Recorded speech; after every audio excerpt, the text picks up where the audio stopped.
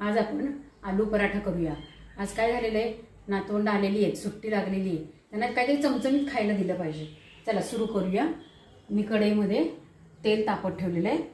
बटाटे उकडून ते खिसून घेतलेले आहेत। बटाटे उकडून आणि कोथिंबीर चिरून घेतलेली आहे, आलं लसणाची पेस्ट घेतली आहे आणि पेरी पेरी मसाला घेतलेला आहे। तुमच्याकडे मॅगी मसाला असला तरी घ्या किंवा गरम मसाला असला एव्हरेस्टचा तो पण घेतला तरी चालेल, पण थोडासा तिखट लागावा म्हणून घेतलेला आहे, कारण अगदी चाळणी केलं तर मग मुलं खात नाही, त्यामुळे थोडंसं करून घ्यायचं आहे। आता मी थोडी मोहरी घालून बघते आता।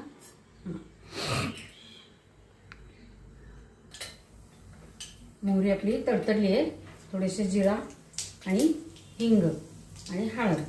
काही जण काय करतात, बटाटे खिसून त्याच्यातच डायरेक्ट सगळं मिक्स करतात, म्हणजे भाजी करत नाही। पण मी भाजी का करणार आहे, तर जरा चव छान लागते त्याची। आता हा खिसलेला सगळा बटाटा त्याच्यात मी घालून घेतलेला आहे। गॅस कमी करायचा बरं का। त्याच्यामध्ये आणि कोथिंबीर घालून घेऊया आता, भरपूर घालायची कोथिंबीर, छान लागते। आलं लसणाची पेस्ट मुद्दामून वरनं घालते बरं का, मी फोडणीत घातलेली नाही आहे, कारण ती तडतडते, अंगावर उडते। आता त्याच्यामध्ये मसाला घालून घेते, गॅस कमी आहे, एकदम लहान आहे गॅस। हा पेरी पेरी मसाला घालून घेतलेला आहे आणि त्याच्यामध्ये थोडंसं मीठ, कारण मसाल्यामध्ये मीठ असतंच थोडं, आणि किंचित तिखट घालणार आहे। आता मी हे सगळं मिक्स करून घेते। आता हे सगळं मिक्स झालेलं आहे, आपल्याला काय वाफ द्यायची नाही, शिजवायचं नाहीये, कारण बटाटे उकडलेले आहेत। आता मी गॅस घालून टाकते आणि एका ताटात पसरून गार व्हायला ठेवते भाजी। कणिक मळलेली आहे नेहमीप्रमाणेच। आता त्याचा एक गोंडा घ्यायचा आणि असं पोळीसारखं पसरवून घ्यायचं आहे। आपण जे पुरणाची पोळी करतो की नाही तसंच करायचं आहे।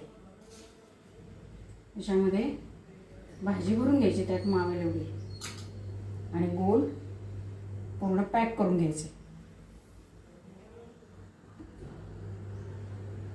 दुमडून टाकायचं थोडंसं, सगळीकडे भरपूर पीठ लावायचं बघा।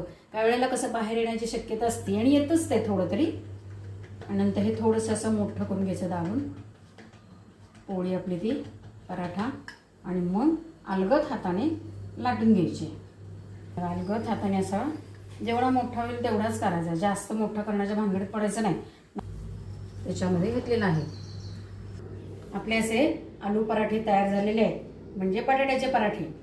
त्याच्यावरती अमूल बटर घ्या किंवा तूप घ्या, कोणाला सॉस आवडतो तसं घ्या, अशा पद्धतीने सजवायचं आणि मस्तपैकी खाऊन टाकायचं।